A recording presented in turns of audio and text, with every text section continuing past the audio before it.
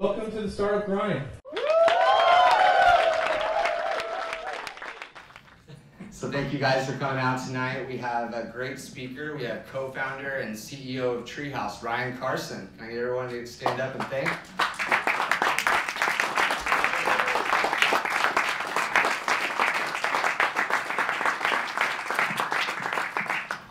Thanks, everybody. I don't deserve that. Not true. So these mics are a little weird. You kind of got to hold them a little bit out. So we'll get used to it as the night goes through, right? Yeah, thanks for coming, everybody. Yeah, I appreciate you coming out and taking your time. Here at Startup Grind, we usually like to get started, go way back, and tell us a little bit real quick about what your mother and father did and where you're from. Cool. So I'm from Colorado, Colorado Springs to be specific, and was raised in kind of just a really boring, normal home. But mom and dad, if you're watching, it was great. So I forgot we were filming. Okay. Kind of thought I was going to study chemistry, so I went to Colorado State University and studied chemistry for about half a semester, and then I realized, this is not at all what I thought it was, and kind of heard, coding was interesting, so I studied computer science. Never felt totally natural in that environment, to be honest. I mean, I can code, but I always needed help from somebody a little bit, and so I knew I enjoyed the environment, but I wasn't gonna be, someone who is, creating new algorithms. Spending 8 hours coding back in. Yeah. But I did it. So I studied computer science and graduated right in 2000, right as the .com mania was happening. And that was funny because everybody in my class was getting, job offers plus like signing bonuses of BMWs and stuff. And it was weird. And I decided that life would be really boring if I did that. You didn't get a signing offer with the BMW? No, I did. Yeah, I got all that, and I decided not to do it. So I just thought I didn't know, and I had lived my whole life in Colorado, and I just thought, I bet my worldview is pretty small, and I just don't know it. So I moved to England, and stayed there for 12 years. So that's another story, though. So. Yeah, that's a little hidden. I actually didn't know that. Yeah.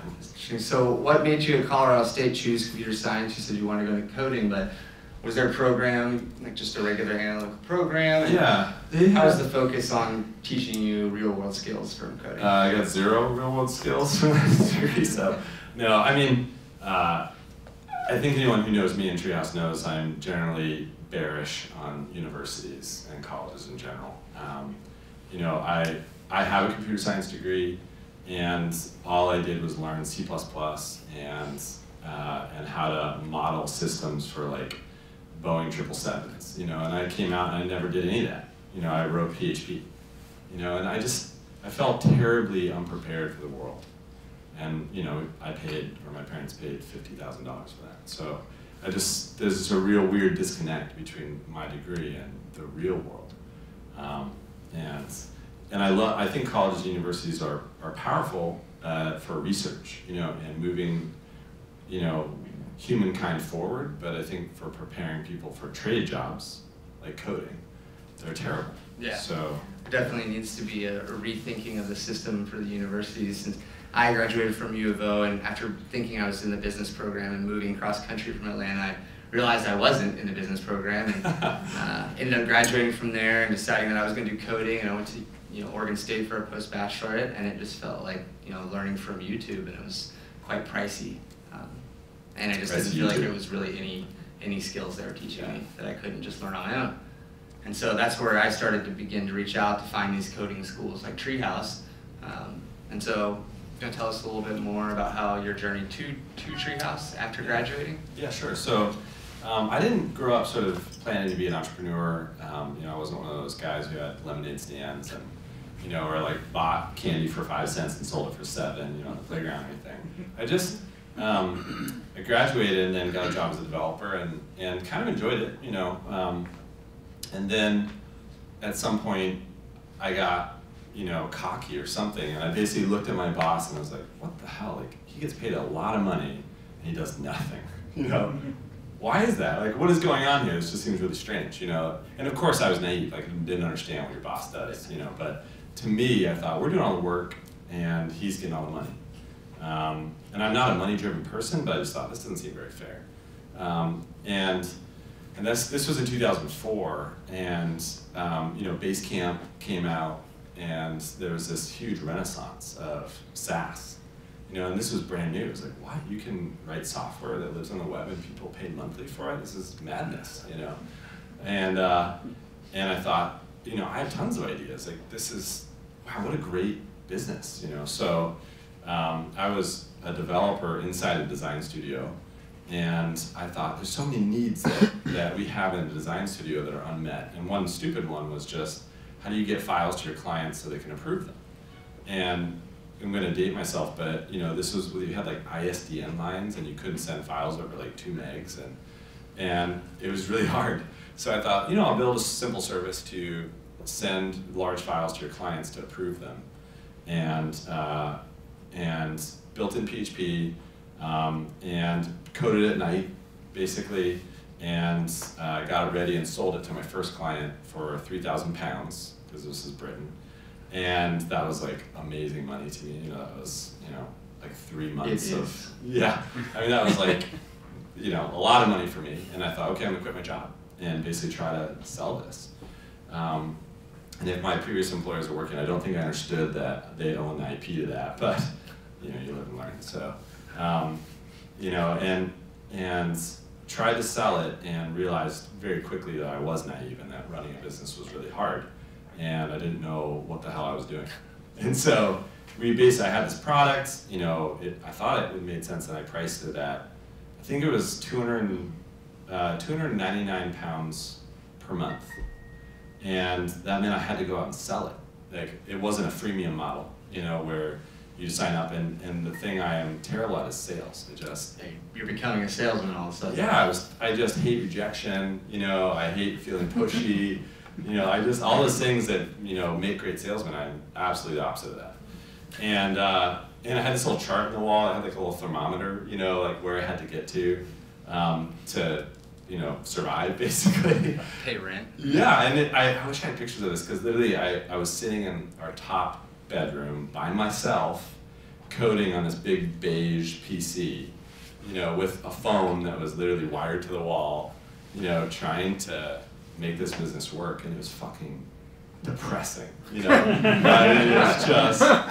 was terrible. You had a team of people, or was just you selling? Me. Yeah, I just was the coder and everybody.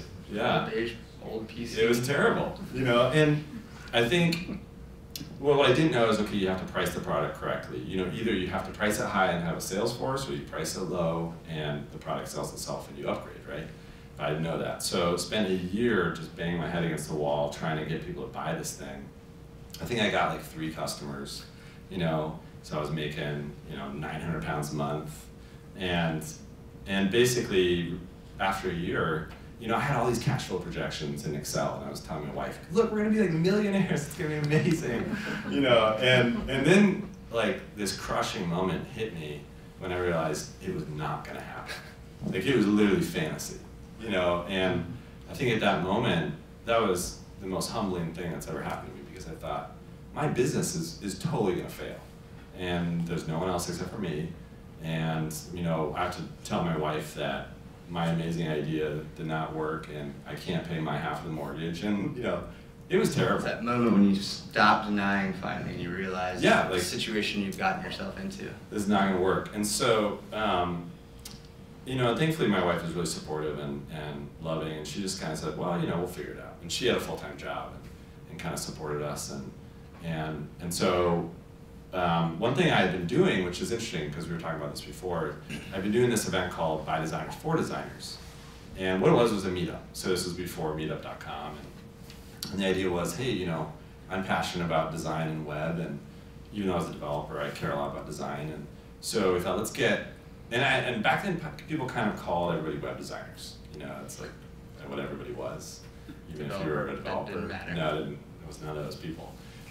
So we got people together at bars, and we talked about what we were doing, because the industry had imploded, and everybody was losing their jobs, but everybody was passionate about it. So I thought, this is crazy. We should get together and talk and meet each other and share stories and show our work, and talk about what we're passionate about.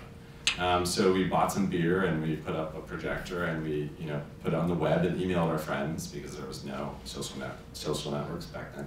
And it just was rammed with people. And I thought, well, this is amazing, encouraging people and inspiring people, and it wasn't about the money. So I thought, this is really fun. So but we were doing this at night. So I'm kind of backtracking. This is before I started my company. So I was still here in town or in London? No, in London. And I was an employee still. I hadn't started my company, so I had all this free time. So we did these events, and they kind of grew and grew, and we would go to other cities and hold events, just like Startup Grind. You get people together who are passionate about it. It's a small thing. It's fun. And I built up this amazing network, and I didn't know I was doing that, but that's one of the most valuable things I've learned as an entrepreneur is putting myself in the middle of that community created the most amazing network I could have possibly imagined. And so a lot of any success I have now is based off of this simple fact: I started a network and made friends that became powerful friends.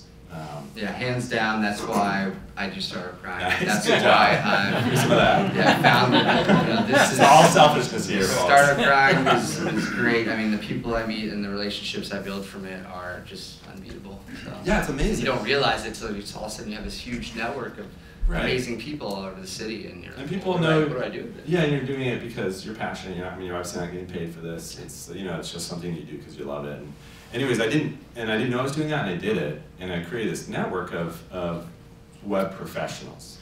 And so all of a sudden, I was kind of in the middle of this community. I'm a part of this web community now, and it was an amazing time because the web was small enough, you kind of knew everybody. And I mean, it sounds weird, but in 2000 and in the year 2000 and 2001, I mean, you just kind of knew who's doing what. Someone invented Ajax, and it was like, fuck, that's amazing. Like, I'm gonna email him, and you do, and he email you back, and I mean, so that world was just very small, and I think out of that, I had built this kind of desire to connect people and encourage people and empower them, and I realized that's what emotionally got me going. So when my business failed, the first one I realized, like, I don't really want to, write software and try to sell. It's not what I want my life to be about. I want my life to be about encouraging people and empowering them. And I don't know why that matters to me, but it does. And that's probably because I have like a really religious background. So I was raised as a Christian, and I was a big part of who I used to be, and that matters to me. And it's in my DNA now. So when it came time to thinking about my next business, it was like, well, why don't we invite some of my really smart web friends, to teach, and we'll sell some tickets. And to be honest, I totally stole the idea from Jason Fried, where he did this workshop called How We Built Basecamp. And I was like, that's a great idea, And I did the math. I'm like, they'd probably make good money off that, and it's a lot of fun. So we did our first workshop, How to Build Enterprise PHP Web Apps, and that sold out. And just kind of created this business that was education. What was sold out? 500 people? No, it was small. It was 30 people because it was kind of a workshop, so it was really small. And the teacher was teaching you. It was very hands-on.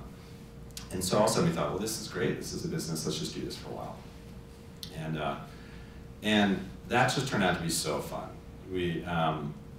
It grew and grew, and we kept doing more and more workshops, and eventually we did big conferences. So we did this event called Future Web Apps in London, and I invited really smart people like David Heinemeier Hansen and a guy named Joshua Schachter who created Delicious. If you remember that, well done.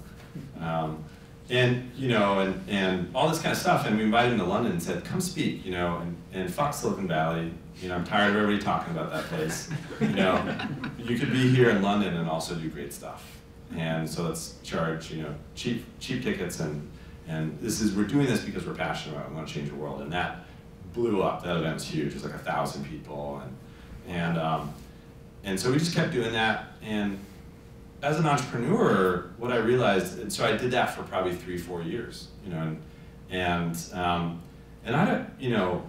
don't know if many of you have experienced this, but so Treehouse is my 4th company. And what I realized is that there were companies that I started that I was religious about, like Treehouse, and there's ones that I knew didn't matter to me. You know, it was a good idea, I kind of did it, and it kind of worked. And then I thought, you know, this is one of these businesses, like, it's good, I'm encouraging people, but I don't feel like I'm gonna have a meaningful impact in the world doing this. You know, I'll be able to affect maybe 1,000 people a year, but those people are wealthy people because you have to pay a lot of money to come to these conferences. So, like, is there a net positive to my life or not? And I just thought, not really. You know, like, this is interesting, but I don't want to die doing this, you know? And so we just thought, how can we do something that will impact more people and cost less money for them? And, you know, I thought, well, teaching people is a life-changing thing. So if we could do that and do that in technology, and technology is something that people can take to change the world, we could literally change the world. So our primitive idea was, let's film a teacher and put it on the web. And that was the beginning of Treehouse. And that was in 2010. And you were still located in London? Yeah, technically I was in Bath, which is kind of an hour and a half outside of London. But yeah, I had married my wife, she's British, and stayed there. So I know yeah, it's great. What brought you back to the States then? Well, so Treehouse thankfully worked and it got big. So basically, I'll run you through how that happens, because I always find it really annoying when entrepreneurs are like, I started it, and now it's huge. What? Like, how did you get there? You know? It's just an easy ride. Tell us the hard stuff, right? So the hard stuff is basically, we used the little amount of profit we were making off our events company and funded the primitive version of Treehouse. So basically we took you know, a little bit of cash every month out of profit, so we hired our first 2 teachers, and literally the way I found them was I tweeted, and I was like, anyone teach on, you know, and know about the web and stuff? And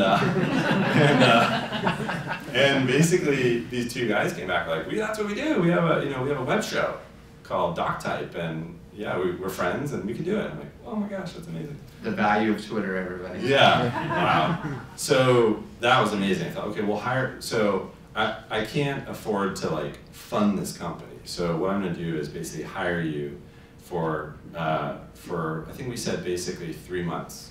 So I can afford to pay you for 3 months, and you literally have to shoot the video, you have to edit the video, and you have to like upload the video. And then I'm going to pay a developer to build the site, and and then I'm going to pay a designer to design the site. So in total, it probably costs us, you know, about 50 grand to get that off the ground. And I told the guys, if we don't break even in 3 months, we're going to shut it down, because I want a business that's going to grow. Like, I don't want to fight, you know. You've already done it 3 times. Yeah, for 10 years and then have something that's not very valuable for anybody. So, kind of laid down the rules, and the other clever thing I did, which I didn't know was clever at the time, was I used my events business to launch the new business. So I sponsored my own show. It was great. You know, like, I'm the main sponsor tonight, you know, and here's our new product. And that worked so well. You know, we had built this network of web designers and web developers, and I launched a product into that network. So it was, you know, in hindsight, it's brilliant. I didn't know it was brilliant. I just thought, oh, I don't know how else to do this. And so on day 1, we had like 3,000 signups. And so you think these were already web developers? I mean, you have a network of web developers. They've already learned. They were. So this is where, you know, I was lucky to have people that were fans of the company and were part of that network. And that's why going back again to this idea of creating a network and being the center of it was the key to all of it. So, you know, just you're on your way, you know. So I think, you know, that was a good way to start that, you know. And looking back, it was very primitive. We didn't have any gamification on the platform. It was literally watch video. No, you know, no assessment, no coding, no anything. And that kind of proves the whole, you know, lean startup, agile mentality, where we just launched with the best thing we could and got it out there and charged real money for it. You know, so it's $25 a month. from day one. We've always been the type of company that said, we just charge from day one because, let's see if people will pay money for our product. That's the true value. You find customers, you're on your way. Yeah, so we launched it, and thankfully it took off enough, to be, what will look like a meaningful company. And at that point, I stayed in the UK though, because it's where we lived, and I could run the company remotely. So the two folks I hired were in Orlando, just randomly, that's where they lived. And which was weird, but I got to go to Disney World a lot, so. Eventually though, the business took off, but it didn't skyrocket. It wasn't like, hockey stick type stuff. I was like, well, we're growing, this is good, but I think we need some more capital to really kind of keep it flowing until we get bigger. And so I just went to the bank and got a simple, like, small business loan. Yeah, no VC, none of that crap. Do people still do that? Yeah, I was like, you can go to the bank and get a loan? This is amazing. And I think we got a loan for, gosh, I think it was about 140,000 pounds. So, yeah, about 200 grand, and that got us over the hump. It was really cool. So, kind of got to strong profitability at that point. Still own 100% of the company. And were you doing everything remotely at this point? Yep. Yeah, it was literally me at a desk in my little house in Bath, England.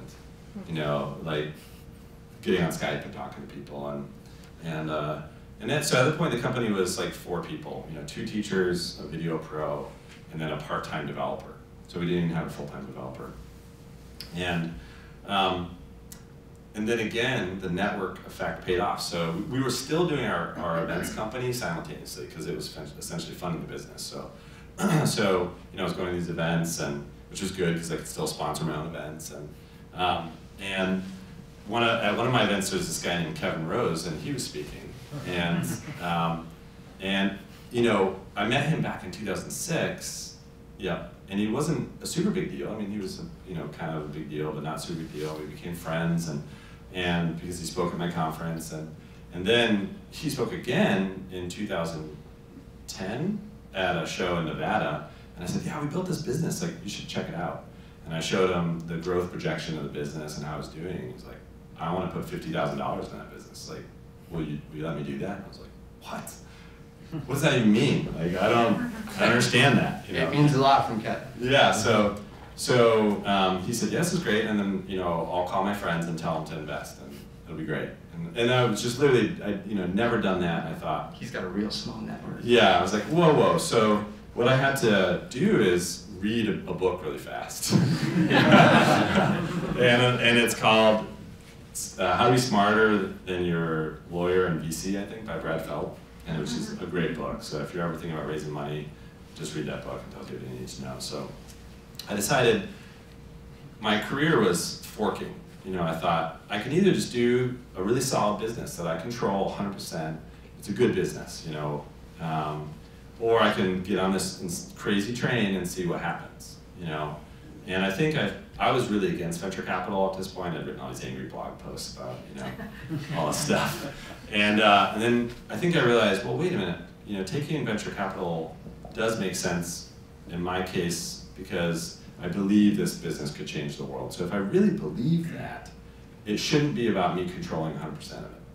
I should let go, and just see if it's possible to grow a very big business so I can affect more people. And so at that point, we decided I'm going to do it. And I'm going to sell this events business so I can focus 100% on this new thing. So put the events business up for sale, and man, that was a nightmare. If you've ever tried to sell a business that no one really wants, it's a very hard thing to do. My events business was not, it's not a repeatable model. I mean, it's basically worth like 1x cash flow maybe. It's repeatable, but it's hard to sell the model of that. Yeah, and so I had a business broker try to find buyers, and went through all these negotiations, and then literally at the 11th hour, their evil M&A person called me and said, yeah, by the way, we're cutting our valuation by like 5%, eat it. And I basically had to say, well, I have no choice, so okay. And that's where I learned about the real power dynamics in negotiation, right? I had nothing, I had no leverage, and this helped me a lot in my negotiations with investors because, it prepared me for the fact that, it's all about leverage and who needs the money, right? But sold it and that was great, kind of, paid off the house type stuff, You sold it as you were doing VC funding, or? Yeah, and that made it tricky because I had to unwind the two businesses. So I think this all started back with your question of why did you move to the States? So basically we were there and we realized, okay, we have, essentially a US company. We need to act like it. So at that point we decided to raise capital, and it's much easier if you're a Delaware C Corp to do that, right? So I thought, okay, we'll incorporate in Delaware, we'll do all the normal VC stuff, and we'll, pull all the IP out of our UK company and, insert it into the new one. That was kind of tricky, but lawyers can do anything if you pay them enough and give them enough time. Yeah. Just job lawyers. There's one of you. And so we decided, okay, now we need to move to the States. And we had a little office in Orlando. We probably had like 15 people there at that time. And again, this was just, driven by revenue growth. When we decided to take money, we were scaling with revenue. So that's been something we've always tried to do. Just grow with revenue. A lot of people do not do that, and it's difficult. They put in all sorts of growth, and then the revenue doesn't go projectedly like they want it to. Right, and then disaster. Like their pretty projections. Right. Yeah.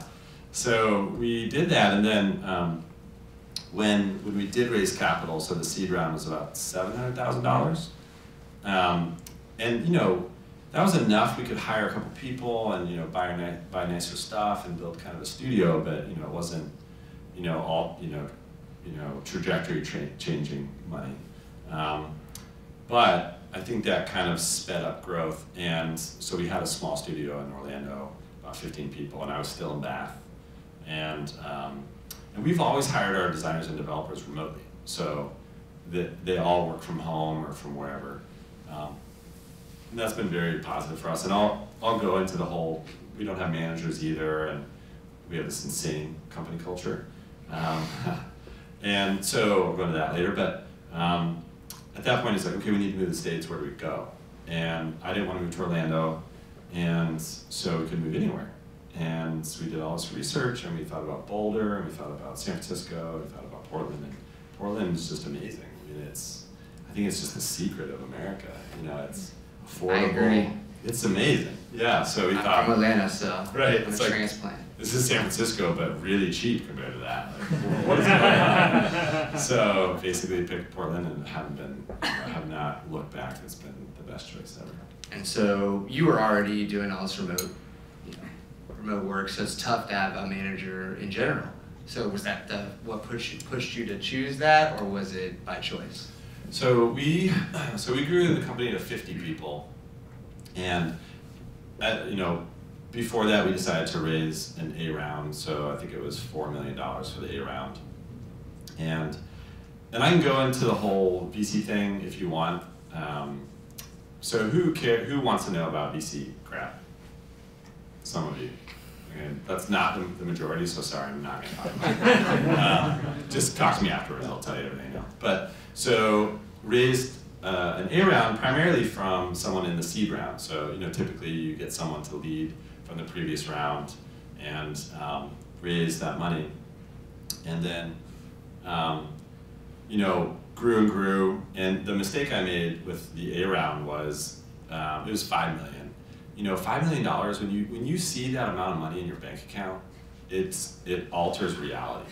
It's like, I've never seen that amount of money, and that's my bank account, and just that means thinking about it is insane. Just kind of, it's weird, and it's the most bizarre thing that's ever happened, and then it makes you do weird things, like, oh, I guess we're gonna hire everybody we want, and just do whatever we want, because that's never gonna run out.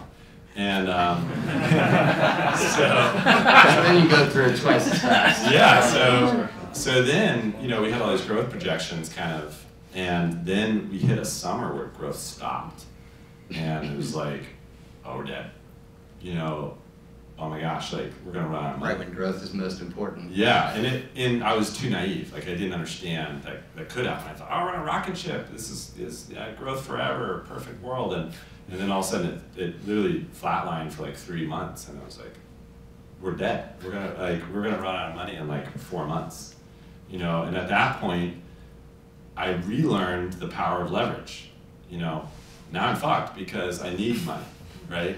And so we basically had to go back to the investors and say, we need money now. And then they hold all the cards and they don't give a shit, you know. And it sounds harsh, but it's just the way it works. And so at that point, we had to raise money. And, you know, and I'm not gonna make that mistake again, so. And it kind of goes back to where you talked about letting go. You have to make that decision in the beginning. You're either gonna have 100% or you're gonna let go, and you really gotta let go, or it's really gonna be the most stressful ride you've ever had as you get your pie cut smaller and smaller. Yeah, and I did, again, one thing that was really smart that I didn't know was smart is we didn't raise any money until we were profitable. So early on, we were like very tiny profitable, but we were profitable, so we didn't need the money. So when I had the inbound interest from investors, it's like, wow, you know, yeah, I'll take your money, but like, we don't need it. And again, in the A round, again, we didn't need it. So, you know, basically I made a valuation that I was happy with. And I think a lot of entrepreneurs get eaten alive on their A round, you know, and the other thing that was very valuable is that I'm really kind of the sole founder. I have a strong co-founder now that I run the company with, but I was the equity founder. So, you know, a lot of companies coming out of Y Combinator, or there's 3 founders, you know, and by their B round, these folks only own like 12% of the company each, right? So, and at that point you have no power, right? And then, you know, growth projections become very important. Right, so I think the things that I did right, which I didn't know I did right, was, you know, start the company as a sole founder, you know, get profitable, then raise money. Because, you know, now I'm very fortunate to own the majority of the business still, you know, even though we've raised $13 million. So even if it's small profit, aim for some profit in your approach. Because the VCs that I talk to, you know, as soon as you talk to them, if there's no revenue coming in, they know, you don't really have any power. You know, you're just kind of hoping that they care and that they'll believe you, but they know that they have the power. So, whereas if you have real revenue and you say, no, what's going on, and, you know, this is a realistic valuation, that kind of worked. And so, at 50 people, you know, we started experiencing all the normal kind of company political bullshit, you know, people saying like, I feel disempowered, and, you know, and my manager doesn't know what they're doing, and, you know, and no one listens to me, and these were good people, you know, smart, motivated people, and I thought, well, if they're smart people and we have a mission that matters, and we're already having these kind of normal, you know, corporate kind of things happening, what does that mean, you know? And I think we decided we should take drastic action because, you know, it's inevitable that we will become the corporate thing we hate, you know, because it happens to everybody, you know. And if somebody is, you know, if a company as amazing as Google is just, you know, and I know they're sponsoring, sorry, but, you know, if they are riddled with politics, which I know they are because I know people inside, you know, Google, if it's just a terrible place to work, then it's going to happen to us. Like, we're not special, you know. So I think we decided we have to do something drastic, and the only thing I can think of is to remove all the managers and just let the doers make the decisions. So we started kind of thinking about it and looking around, and we could find 4 companies that did it. Gore, which has 9,000 employees. GitHub, which I think at that time was like 100 employees. Valve, which I think I don't know how many Valve had. You might know. 500? They flex up and down. Yeah, so hundreds, you know.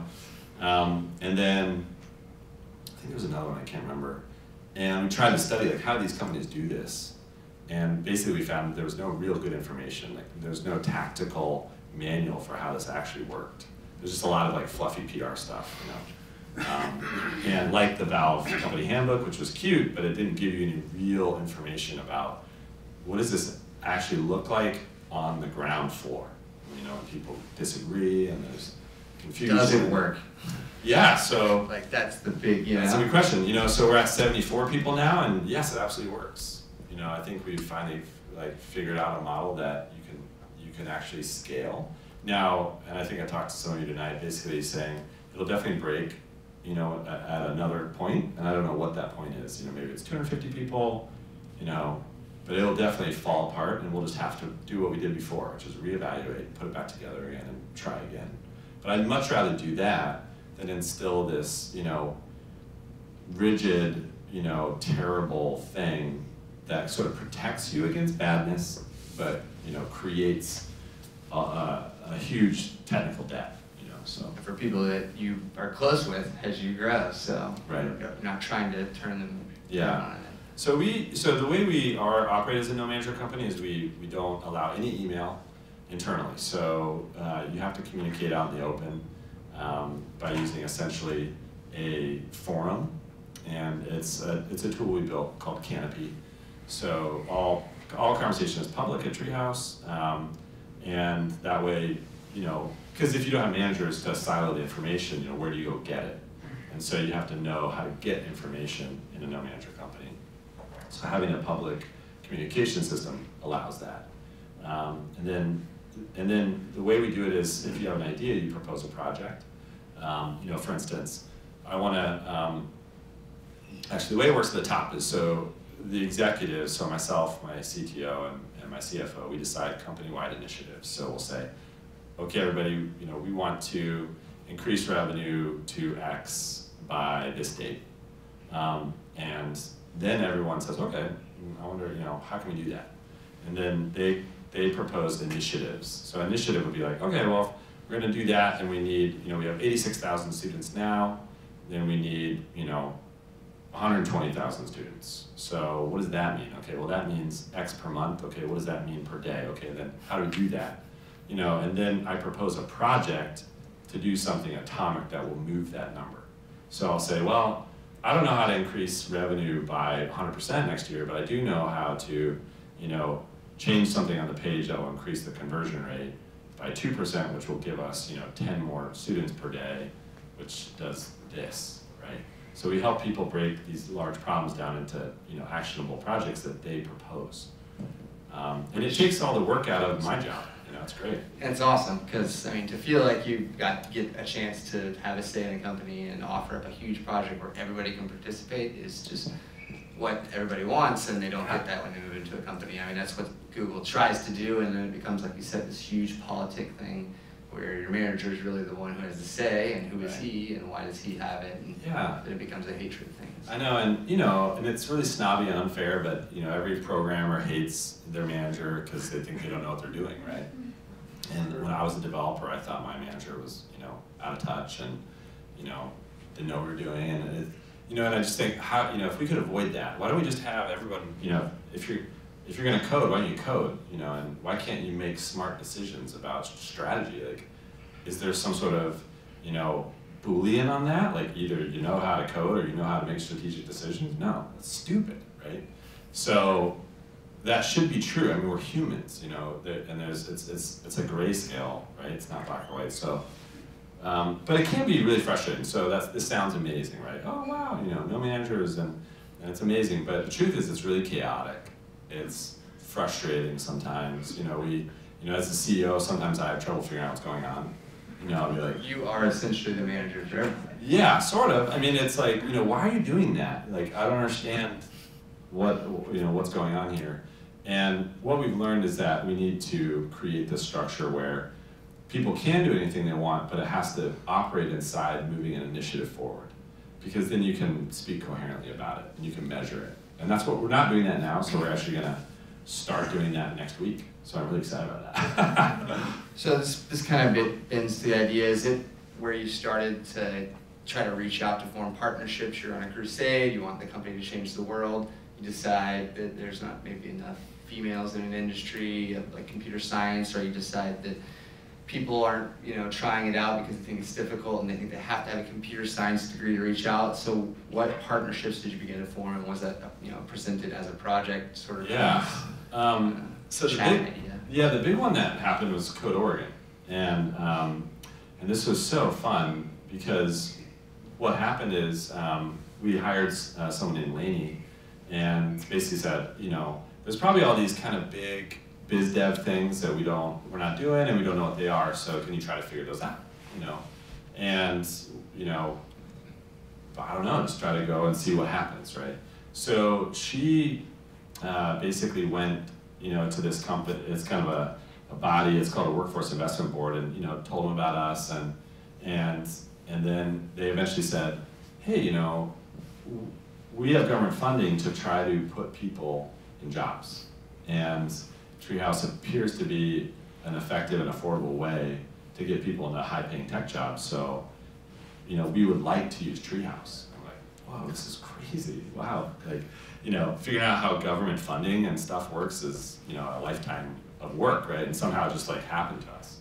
So I think, but because we gave Laney power to figure that out, it happened. If I had said, I'm the executive, I believe this about biz dev, these are the opportunities, then that probably wouldn't have happened, because I would have never I didn't even know what a Workforce Investment Board was. I didn't know there was any money there. So I think we've seen really powerful, beautiful things happen because, instead of one executive thinking, you have 74 executives thinking. How do we move the business forward? What's a smart decision I can make? And so Code Oregon has just been wonderful. It's one of those dream scenarios where it's something I strongly believe in. The way it works is basically the state of Oregon, to simplify it, has bought 10,000 Treehouse accounts. And then what they do is they're giving them away for free. And the idea is, hey, if you're looking for a job, just go to Code Oregon, and we'll train you to be a developer for free. And if you put in the time, in 6 to 12 months, we can get you ready for a job, and then we'll put you in a job that pays $45,000, with no degree and no experience. And, of course, people are like, what do you mean I'll get paid $45,000? I work in retail, and I think what we're seeing is that there's all these amazing people who didn't have access to a college or a university degree because they either have kids now, and they can't, or they have too much student debt already, or they already have a degree and they're not gonna go get another one. And the approach seemed too difficult.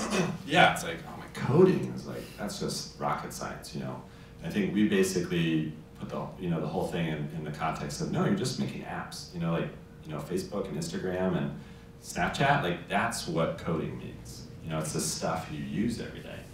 And I think that has, really, that has really gained traction, and we're starting to see a lot of people start to question the value of a college degree. And I'm not anti-college, I'm just pro-job, for as little money as possible.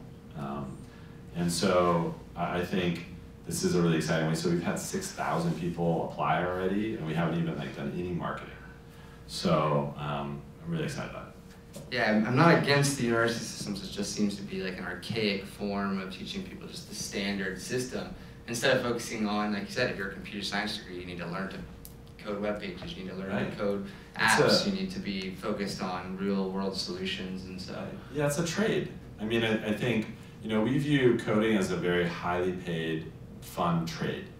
And I hope the world moves to a model where people pay for trade schools, and then they get jobs. And if they want a liberal arts education, then they'll actually get that for free from MOOCs. You'll get a liberal arts education for free from Harvard, right? That's amazing. But if you want a job, that's something you pay for. And you can get it without the huge amount of debt. I believe, that the current education system is broken because people believe that education was the ticket to success, right? And now what we're seeing is in technology, and I can only speak to technology, I know nothing about other industries, but we're seeing a decoupling, and we're seeing that there's no causation anymore between a degree and success. So therefore you have to ask, well, why is the college benefiting from this? What are they doing to add? And sometimes great things, and there is affordable colleges, and there's good there's good people in education, but there's a lot of people who unfortunately have gotten lazy. They're teaching terribly out-of-date things and charging people a lot of money for that, and we want to change that. Yeah, it's ridiculous to go to a college university system and pay something like that when you have a program like Treehouse that can teach you everything you need, from no skills to being ready to go, job ready, and to have that without any opportunity to have a degree will open it up for a huge amount of people. Right. And as time goes on, technology is more involved in people's lives. We have babies learning to swipe before they learn to speak, and so I think it'll become, like you said, decoupling, where we see that, they're kind of taking advantage of this specialized industry that seems difficult, but we've now have the tools to teach it to everybody. Yeah, I mean, like Ruby on Rails is just crazy that you can learn something so easy and make such complex web pages. Yeah, what I realize is that you can only have a world-changing business if two things exist. If you launch it at the right time, and you execute it properly. So, I'm not some amazing entrepreneur who has figured stuff out. The reason why Treehouse is working, and I truly believe can change the world, is because there's two things happening. There is the decoupling of the degree and the job, and there's an explosion of jobs. So it wouldn't matter if there is, if people realize I can learn how to code, but there's no jobs.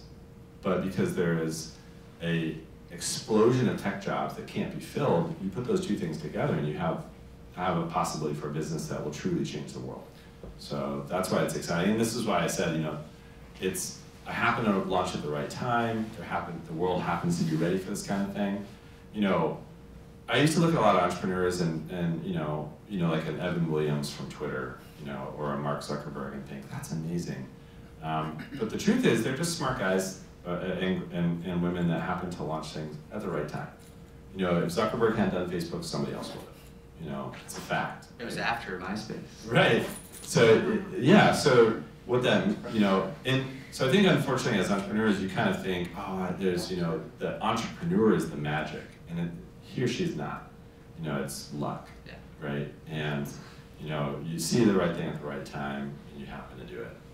And that's kind of disheartening, but it also should be encouraging to say, like, anybody can figure this out. If you have a good idea and the timing seems right, it could be you. So if you try, you never know.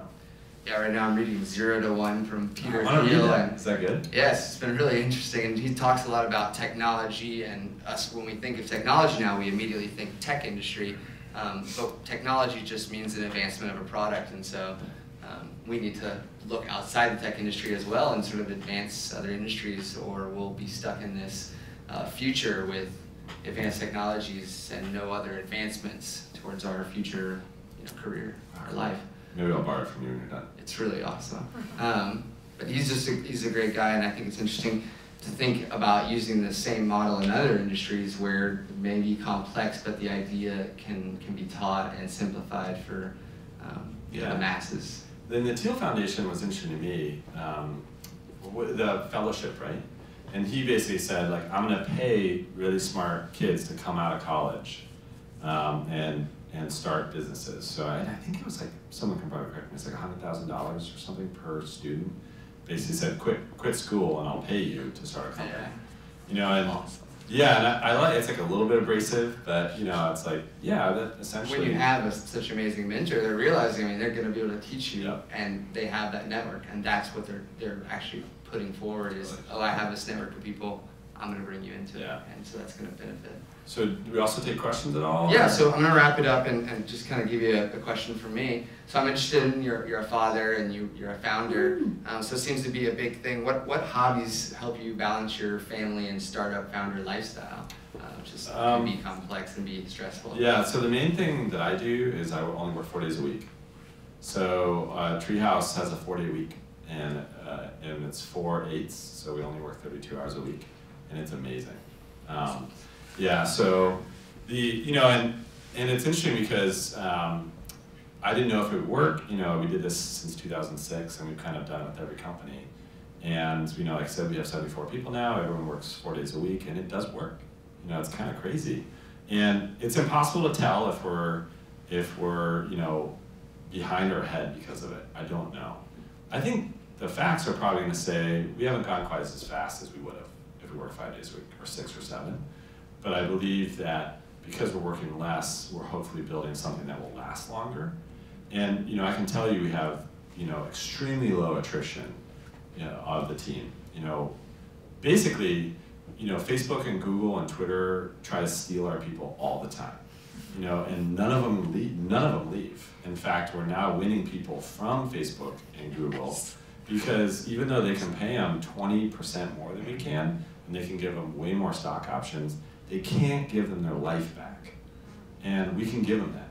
And I think, when you combine a mission that matters with your life back, it's hard to stop that. And as a dad, I can tell you there's been multiple times when on a Friday, I'm holding my 3-year-old and kissing him, and I know it's the best decision I've ever made. Because I wouldn't be able to do that. And we were talking about your kids and they grow up and they're gone. And I think, that's been the best thing I've ever done. I never ever work late. So I work from 9 to 6 and I never work late. And I think this all came, this isn't because I built a business that empowers me to do that. I just decided to do this early. So in 2000, when was that? In 2005, I think it was when it was just me and then my wife had just joined the business, we were sitting on the couch working, and it was late at night, and it was like a Saturday, and she kind of turned to me and said, "What are we doing? I thought you running a company meant we had more control over our time, and had a better life, and we appear to work more and have less money. So what the fuck, what's going on?" And I basically said yeah, you're right. Wait a minute, what is going on? And I think at that moment I realized the work would never stop, and it would never decrease. And the more I worked, there would be more work. And I just decided, you know what? Because I'm lucky to live in a world where we do information work and I can be more efficient, then theoretically I should be able to do 5 days of work in 4. So let's just try it. And it was easy because it was just me and my wife. So we don't work Fridays, all right, And then when we hired our first employee in 2006, we had to make the decision, is this just some sort of co-founder benefit thing, or is this the real deal for everybody? And we knew if we decided it was for everybody, we'd never be able to go back, right? Because you can't be oh, never mind, now you have to work Fridays. Take that back. Sorry. Yeah. So we decided at that point, and just have kind of not tried to think about it very much. Sometimes I'll be trying to dive into data that could prove you wrong, but yeah, like you said, just moments are just. And knowing all of our competitors are working Fridays and probably Saturdays and Sundays, and but in the end, having children also made me feel really mortal. I realized my life is tiny and short, and really, the most valuable thing I have is time. So, I could get 20% more money if I work more, or sell my company someday for lots of money because of this. I'm but none of that matters, does it? Really. So I'm very happy I made that decision. Oh my gosh, it's the best thing I've ever done. Sweet. Well, thank you for sharing that. We're going to take a couple questions from the crowd. Let me grab a Let's hear some questions. It's only fun if you ask questions. All right. Have you hired a Treehouse graduate yet? So have we hired a Treehouse graduate yet?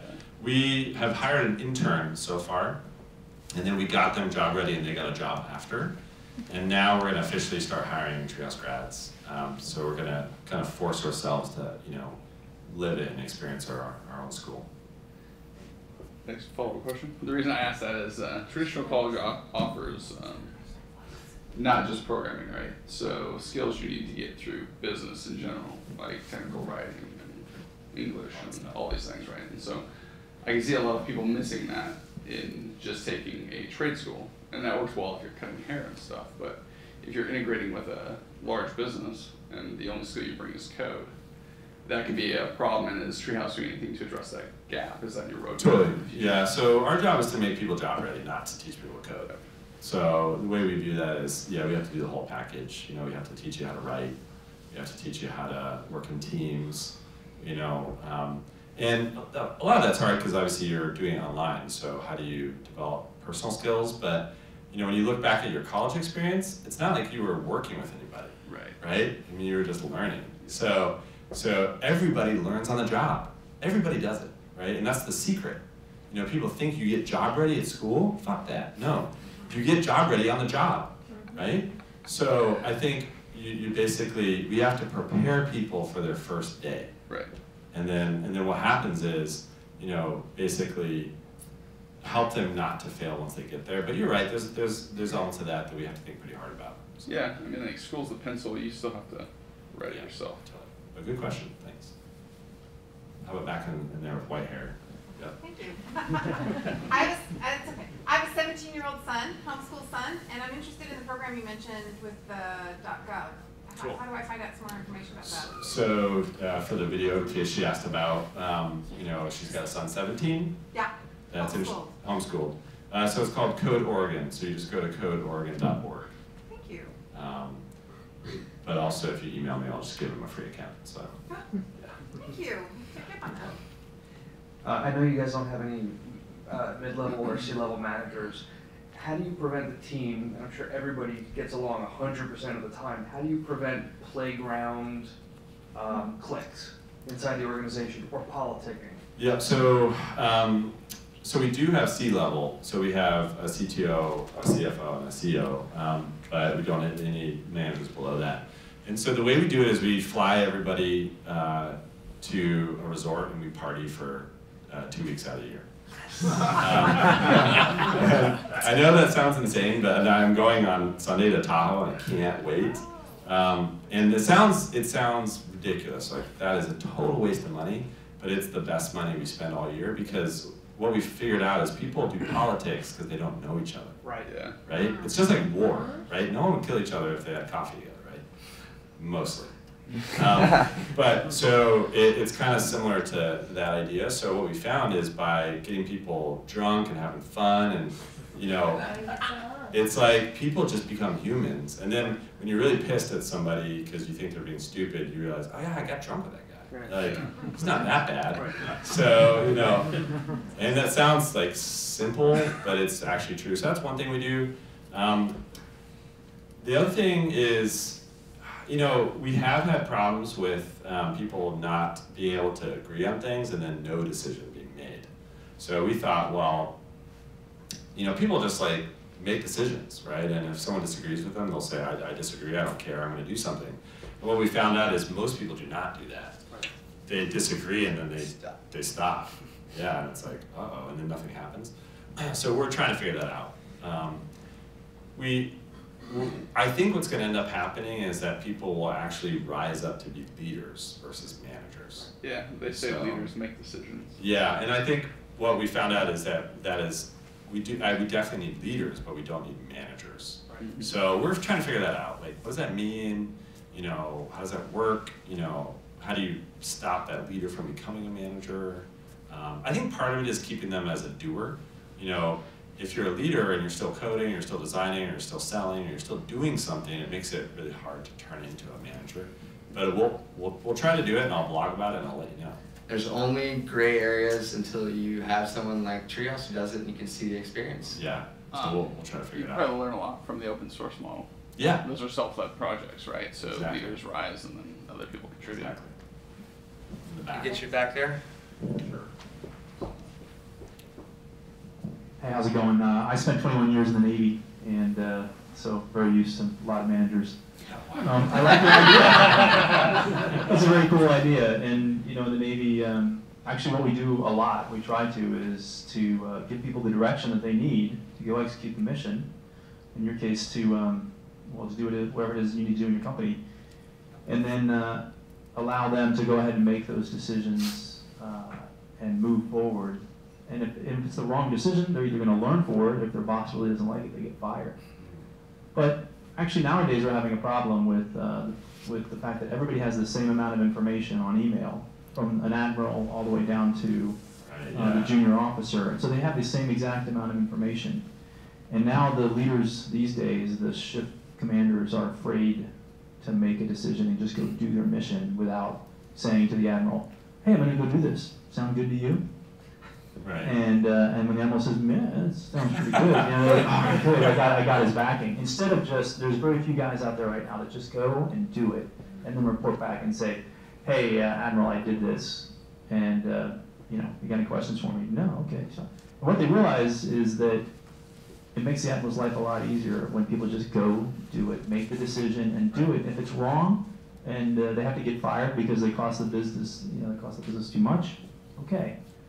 But they learn from it, the business learns, everybody learns. Right, that's exactly what we found. That actually people were proposing all the projects that I had thought about, and you know, and I didn't have to communicate it and get them aligned and get them to do it, you know, because they were doing it on their own and then coming back to me and saying we did it.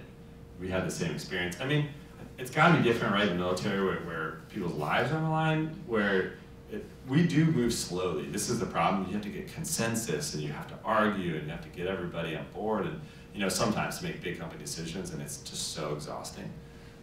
Whereas sometimes I just wish I could tell people to do, like, just do it. I don't care what you think. You know, just get it done by tomorrow. You know, but because I can't do that, you know, we have to get consensus. So it's kind of a balance. But I respect the structure in the military, like, you know. But it makes sense to me. The point I'm trying to get to is are you making sure that you're giving the direction that and telling everybody that they have the power to go ahead and make a decision as long as it's within the direction that you gave them? We are now. Or that it's moving towards the direction you gave them. Yeah, this is what go ahead and make the decision, and if you make a mistake, you know, we'll eat it, and that's okay, we'll learn from it. But go ahead and do it. Yes. So we weren't really doing a good job of that before. We weren't being clear enough with the directives. We just thought, hey, you know, we just give the people the mission of we're gonna give everybody in the world an affordable technology education and then get them a job and then they'll figure it out. And we found that it was not possible to coordinate and do anything meaningful out of that. So now we're giving clear directives and then saying, great, go figure it out. So yeah, we're trying to do that. So. Yeah, point them in the right direction and make sure they do it. Learning slowly, one at a time. Yeah, totally. Get you right here. Nate? With growing so rapidly, how are you dealing with the training and onboarding? So you have a new person come on board, there's no manager. How do you get that person up to speed as quick as possible? You need Corsetto. Yes. Let's always give that one to you. So, no, I mean, honestly, the reason why I said we might be interested in Corsetto is because it is a problem. Like, how do you get people onboarded and educated?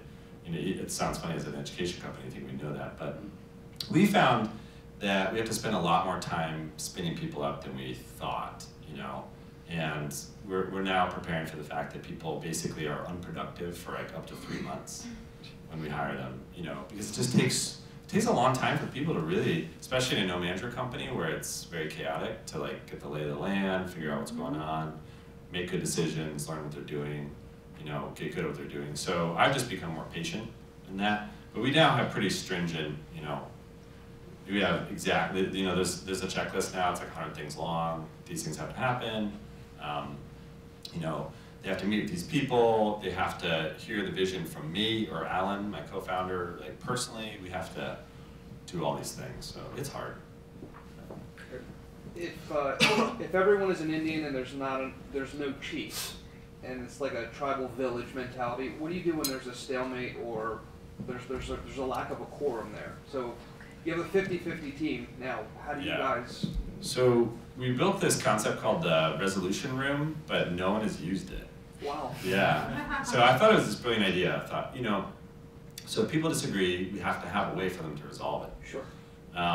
So we thought, okay, what we were originally going to call it the mat, and then like where you wrestle and fight it out. And then my wife's like, that's so male. You know, like, you can't call it that. I'm like, oh yeah, no. So we had a girl wrestler on my team. Yeah, well, she would survive there, but. So we basically, it's a Google Doc, and so what happens as soon as you realize you have a conflict with someone, you can't resolve it. The idea is you go into this doc and you say, this is the conflict, this is my side of the story. The other person comes in and says, this is their side of the story. At that point, either of you can capitulate and say, you know what, never mind. But if you both can't agree, then you basically get someone from HR to join you on a Google Hangout, and then you talk about it. And then a decision has to be made at the end of that call. So basically, a lot of conflict happens because people, I've seen, are not very human. Personality. Yeah, and when they're writing each other, but over video, it's very hard to be inhuman. So we basically say, hey, air your pros and cons written, like think through your argument, write it down, and then get on a call together. But like I said, no one's used that. Why not just like a company-wide vote kind of thing? Is Yeah. that just adding in more people and more opposing sides and creating politics? Yeah, so we had to decide specifically to avoid that, right? This whole idea of like, it's not a democracy, right? And so it's this fine line between like it's mainly a meritocracy. So you have to kind of sometimes ignore large amounts of people that have opposing opinions. Bad ideas, right? So what's your dream for Treehouse eventually, and the detailed plan of how we'll get there? Are you a competitor? No, we want to put as many people into jobs as we can, and so our goal is to create an affordable, effective online education that leads to a job. So we're gonna die trying. That's what we're gonna do. So. Step by step. I got one back here who's been waiting. All right, so no surprise, another no manager question. So I think it's a really cool idea, but my question is, how do you deal with the more traditional like employee management type stuff, like salary, bonuses, hiring, all that sort of stuff? What do you guys do about that? Yeah, that's a good question. So the way it works is we clearly communicate salary ranges. So we say, okay, developers, this is your salary range. Designers, this is your salary range. You know that from the beginning, so it's clear what's possible. And then you're hired at a rate that we think you're at from an experience perspective. And then every 3 months you're evaluated by your peers. And the way that works is Canopy, which is our internal, thing, I don't know what to call it, system, where we create projects and we work together. It's a project management tool, I guess. It knows who you work with.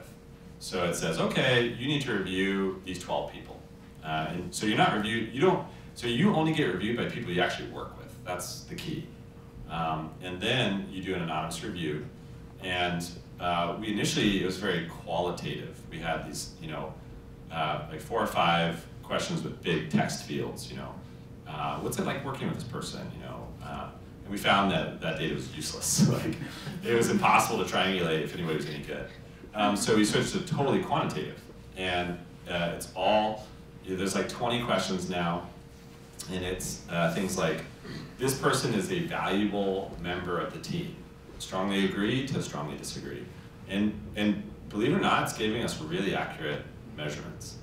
Because you can't hide from your peers, right? I mean, they know if you're doing your job, they know if you're good, and you basically see where you fit in the curve. Like, oh, weird, everyone's scoring up. The company-wide, it's about a 1.1 in this. You're scoring like a 0.7, like something's weird, And then that data goes to a review committee.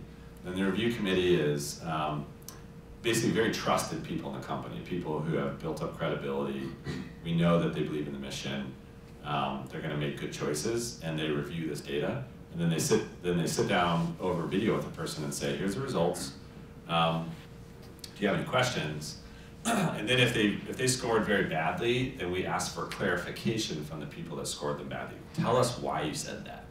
And then they get that exact feedback. This person said, X, Y, Z, and that's why they scored you badly, but that's anonymous too. Then based off of that, the review committee recommends either a raise, no raise, or a formal warning. And the formal warning says, there's a problem, and this is what it is, and you have a month to fix it, so come back to us tomorrow with a plan to fix it. And then that person comes back and says, okay, I acknowledge there's a problem, and I'm going to do 1, 2, 3, 4, 5. And then you evaluate them a month later, and you know what? It's so clear. I think it's not quite right, this system, but it's the closest thing I've seen to reality. And that comes directly from you, the evaluation. You're like, hey, this is what they said. Well, I'm actually not on the review committee. Okay. So it's a committee. It's a committee. Yeah, I think it's 4 or 5 people. And work all in. Yep, and I get review too. So, you know, and like, you know, it's pretty hard because like we hired my wife, and I got really low reviews on the specific one that said, you know, personal relationships do not cloud his judgment, you know? And it's like, wow, yeah, I mean, you know, the employees have the freedom to say that to me. And, you know, no one says that to the CEO, right? But thankfully at Treehouse, they do, you know? And we hired Jill for all the right reasons, and, you know, it's the right thing to do for the company, but it was good to be challenged, you know? It made me feel like, okay, we're putting in the structure to protect us, you know, from nepotism, to protect us, you know, I can't raise my own salary, you know, it has to be reviewed by the review committee, you know, all these kind of things. So. And was it something you put in place because of investors or by choice? Oh no, our investors are great. Pretty like just do the thing. Yeah, we are doing this because we know that if we don't, you know, it'll be like Lord of the Flies. Yeah. We have time for maybe one more question. Can I get you over here? Hi, I'm just kind of curious how you're working to build the credibility of Treehouse education in the eye of potential employers. Yep. So it's a great question. We're gonna build the credibility by doing it. So we have to do it the hard way, which is say, well, no one knows what, you know, Treehouse is. I mean, some people do, which is great, but you know, most people don't. So we're gonna have to prove that someone is job ready by putting them in a job and that working. And doing that for years until people actually believe us. So we're just going to do it that way, you know, and see how it goes. So, because I don't think we have any choice. I mean, but I think that we can be very effective. You know, we're actually already placing a lot of people into jobs. And are you hoping that the badges that y'all offer will eventually be like resumes, will become legitimate reasons for companies to reach out and hire? Oh, I know this guy has the front-end HTML development badge, and I know it's a legitimate program that he was trained properly and he can do his job now. Exactly. I think that's... Yeah, we can measure our students. I mean, this is one of the great things about learning online. You know, we know everything about you. You know, we know how much you know, how fast you learn, you know, how helpful you are, and all this kind of stuff. So it's great. We can build a really good algorithm on that. So. Sweet. Well, I want to thank you for coming out and spending your time here. Startup Grind really appreciates it. Portland community really appreciates it. I want to thank the sponsors for tonight, Plunk Us and Tonkin Torp for coming out and helping us out and let us have this swanky, beautiful venue to have our place. Yeah, thanks for listening, everybody. The camera to come out and help us out with Serenity Studios. So I want to thank everyone tonight. Can we get a big round of applause for Ryan?